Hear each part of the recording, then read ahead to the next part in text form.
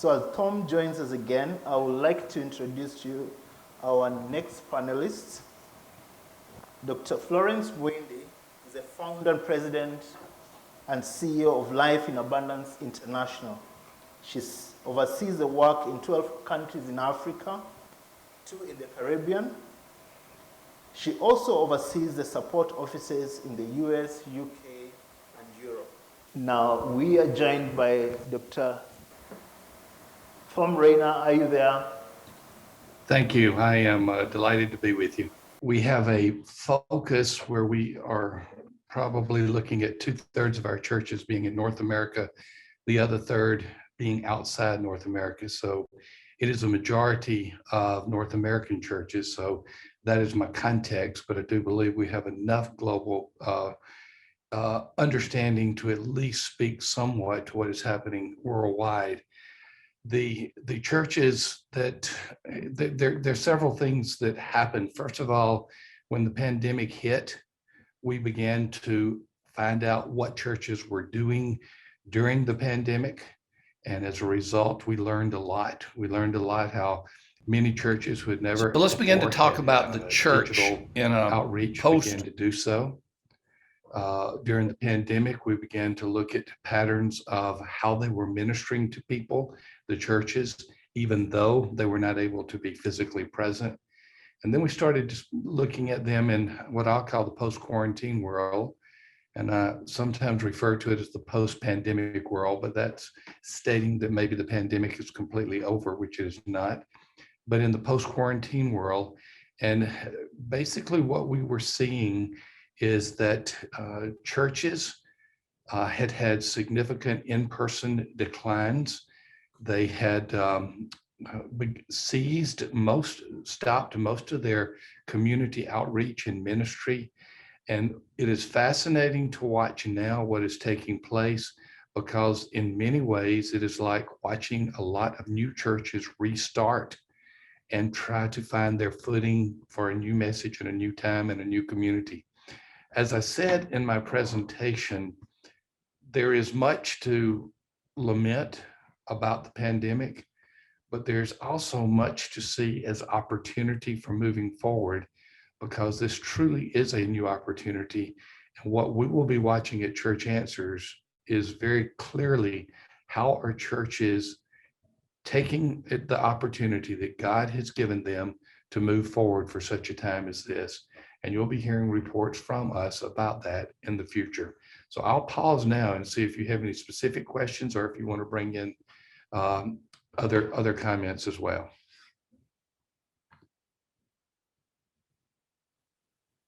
Things we can lament about, but also the many opportunities that come with it. I'll be back to you. Maybe to you, Dr. Florence, leading this big organization across many continents, different cultures, and COVID, as much as it affected us across the globe, I'm sure you had different nuances in different communities. And how did it also affect you as a leader, leading these vulnerable people, now dropped further on because of the pandemic? Well, first off, I want to really appreciate that as leaders, we are having this conversation. In many ways, we go through things alone, and leading can be lonely.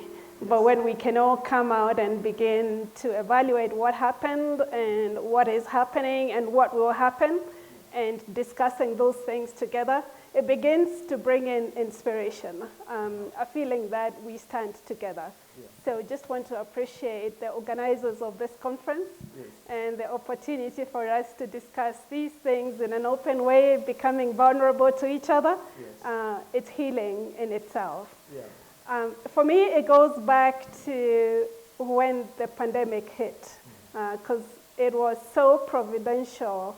What I saw the Lord had prepared me and prepared us for, yeah, in what looked so mundane. Yes. I was traveling at that time. Yeah. I was in the US, And I was just thinking, this thing is so far in the distance, out there in China, like, let's keep going. And then after some time in the US, I came over to Europe, and we were attending a conference with fellow medical doctors. What we were discussing that time really was about medical missions and how we can be appropriate in our times. We finished the conference. It was maybe about 40 participants. And I went on to do other things in the UK, one of which was to speak the following week in a church. And I could just sense the tension, the anxiety in the congregation as we began to present the message. In fact, it was around that time that they announced a case had been found in Kenya. So it began to come home to me like, wow, we are in this. It's no longer out there.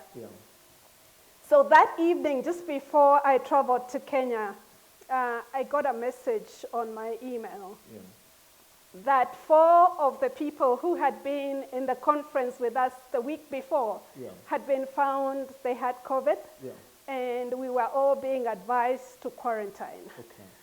So coming home to Kenya, I came almost realizing, wow, I'm coming to quarantine. I may be even sick, and not knowing what could be next.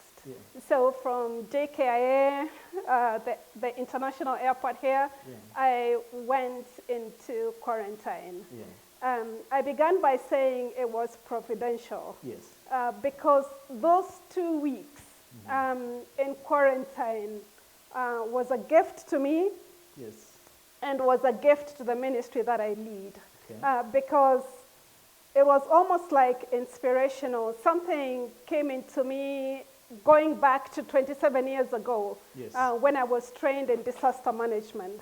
And I began to ask myself, wow, for such a time as now, I was trained for this. And I had been trained in public health, but just to be equipped with disaster management, it brought all the memories back of what can be done. How do we apply the principles of disaster management to this? The good thing is I was quarantined, so I wasn't shooting instructions or up and about doing things. I was having a time of reflection. I was having a time of evaluating.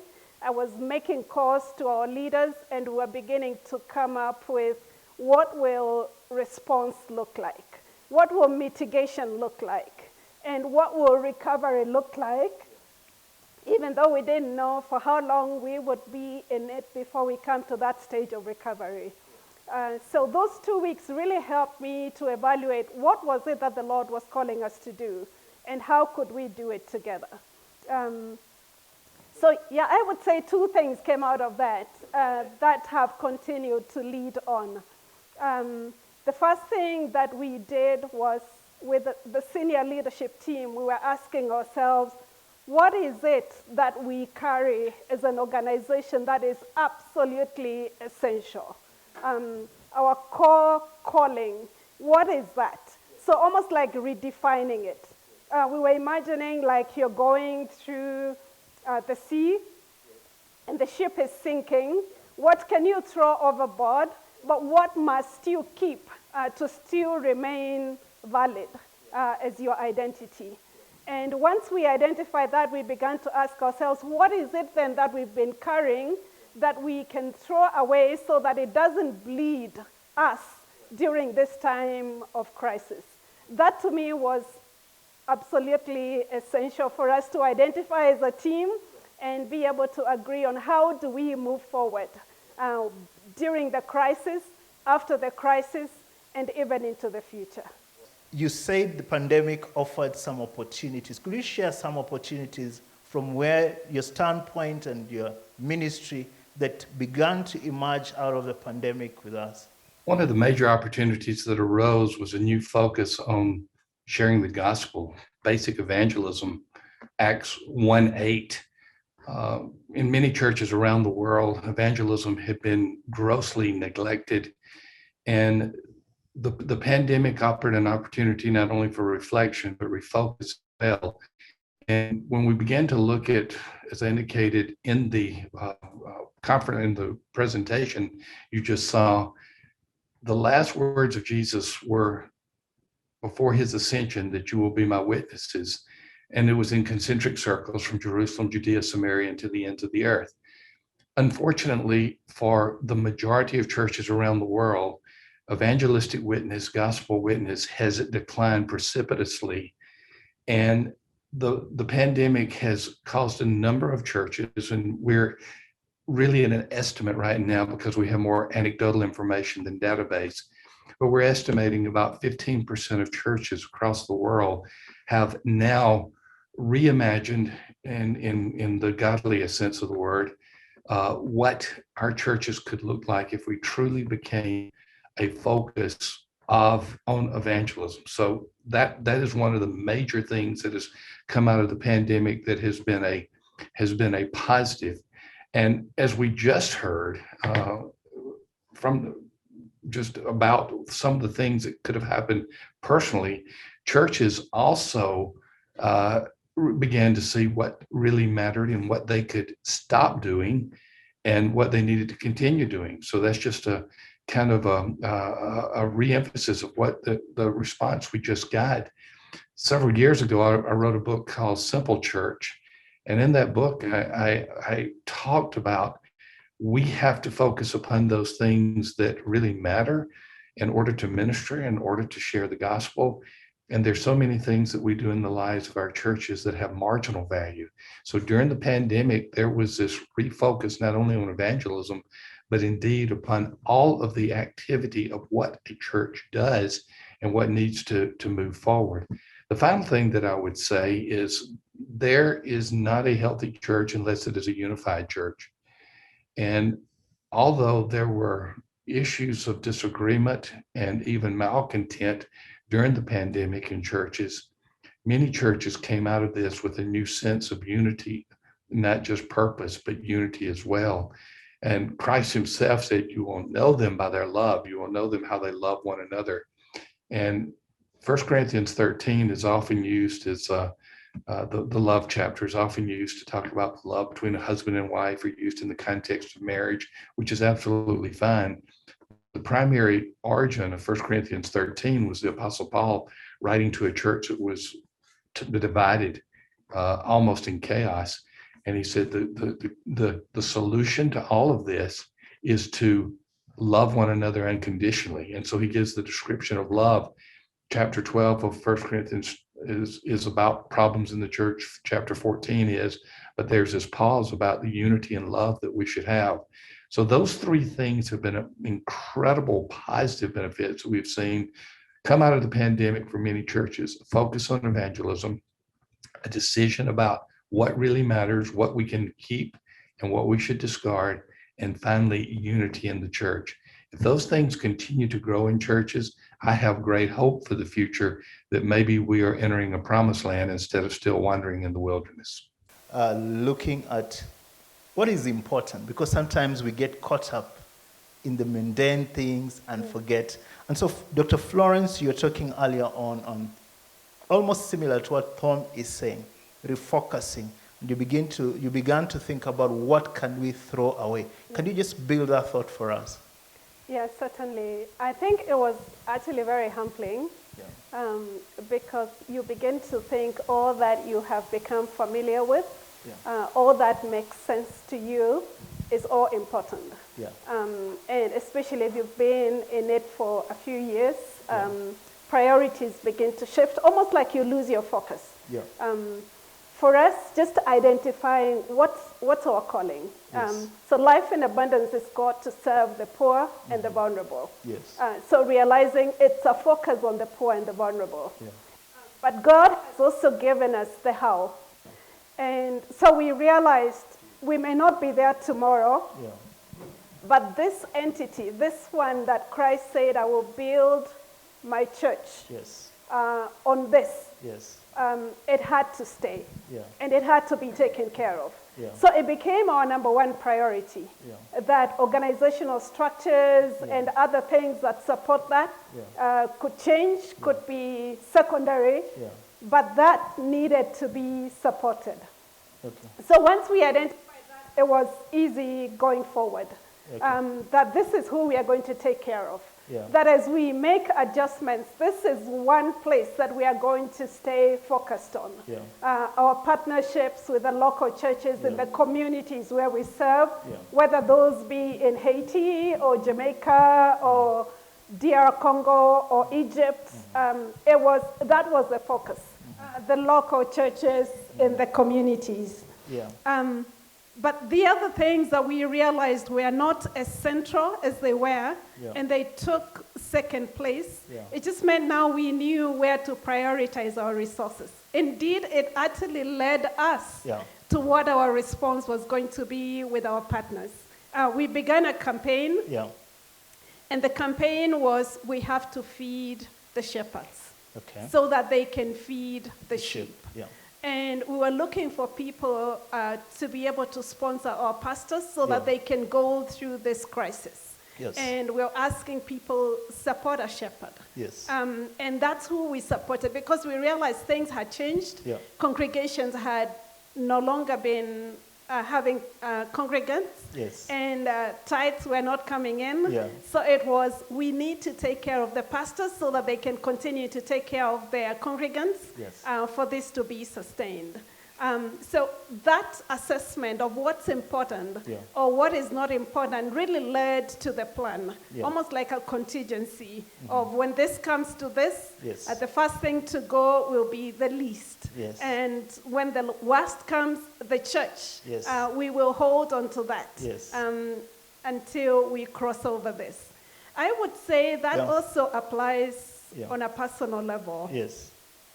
Because I think crisis is such a gift to all of us. Yeah. It sort of helps you to come to that point of what's really of eternal value that I continue to hold on to with all of my might. Yes. But what is temporal and is not important beyond even this life, that it doesn't need to take my center stage, and therefore repositioning even self becomes a gift during crisis. So you find your true north once again.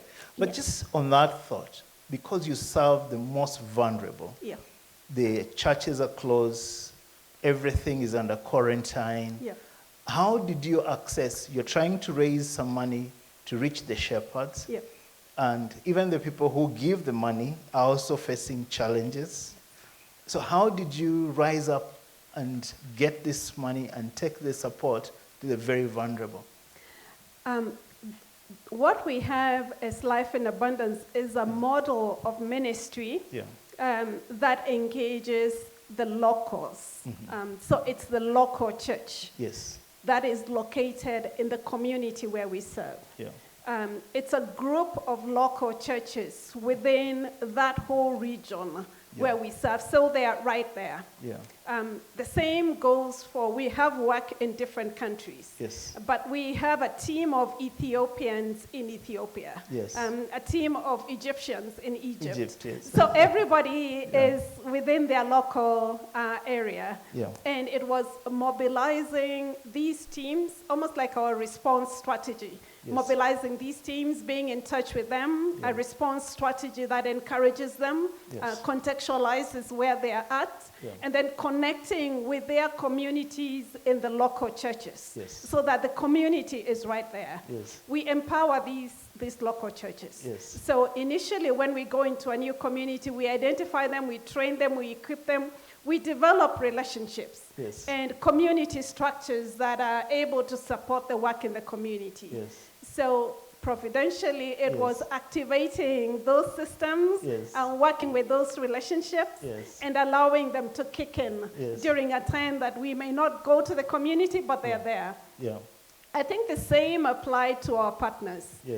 We have partners in the UK, in Europe, in the US. And before the pandemic, Yes. almost every month, we would have a team that's Yes. coming from either a foundation or a church Yes. in the global north, Yes. coming to be with our communities. Yes. So our partners knew these people almost by name, Yes. and knew our leaders by name. Yes. And there were relationships and friendships there that became so able to continue working, even without us being in one place. Wow, thank so you. it was activating that. Thank you. So there's a whole lot about the social capital you have built over time, the relationships, the local church, finding its place in this pandemic. So just before we finish, let's hear a few thoughts from Tom. Tom, what would be your parting shots at this moment? We have just a few minutes. What would be that last thing you'd like to speak to a leader somewhere in the globe listening to this and picking from the lessons? You've given us 3 important lessons, but what is your parting thought? I don't know if, Tom, you're still there. I am here, and as I part, thank you for allowing me to speak and to participate in this discussion as well. The parting thought is simply this: it is embedded in Scripture, and it is the reality of where we are today. There is no crisis, there is no catastrophe, there is no pandemic that God cannot handle. And even though in the midst of all of this, we feel the pain, we see the results that are catastrophic in many cases, just like those Jews who were wandering in the wilderness, they ultimately were told that God had them and he had a plan for them that would become their promised land. I would simply say to church leaders, to Christians, to those around the world that are wondering, where is God in the midst of this? He's got it and he's got you.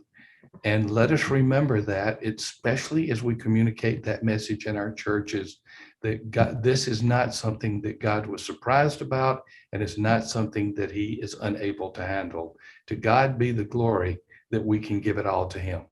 Thank you so much, Tom. What about you, Dr. Florence? What is your parting thought? I think it's looking forward, Yes. reimagining the future. Yes. A lot is behind us, Yes. but we are at a place that is filled with hope, Yes. that is filled with boldness. Yes. What this pandemic has taught us is a gift to us as we reimagine the future, because we are going into that having our systems tested, Yes. Things shaken and sifted, Yes. to know what it is that we are carrying forward, what Yes. has been left behind. Yes. And that gives us opportunity to build on what is of eternal value. Yes. But I also want to say, it's really made it very clear for me that it's time for Africa. Okay. We had been talking about it's time for Africa, but Yes. it's time for Africa in reality. Yes.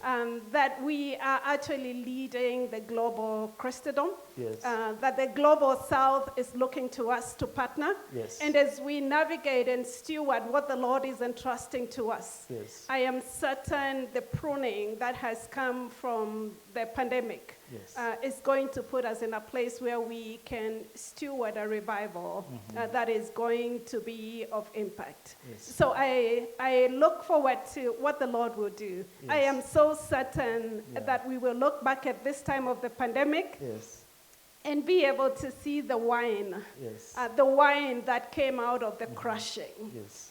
And I feel our responsibility is now to build the new wineskins around this wine that the Lord has brought forth, Yes. so that we don't go back to the old wineskins because they will bust, but keep moving with boldness to the future that the Lord is inviting us to. I'm just thankful that he has indeed shaken not just the church, but us at a personal level, and all that we are entrusted to steward. Amen. Yes. Thank you so much, Dr. Florence Mwindi, for such profound words that God has shaken anything shakeable, and he remains God. And thank you for the amazing work you're doing after this, and just see what they're doing in communities across Africa and in other continents, and just connect. And Dr. Thom Rainer, thank you so much for connecting with us all the way from the US. We're so grateful. And thank you for giving time to the Lord. The Lord bless you and keep you, and shine his face upon you.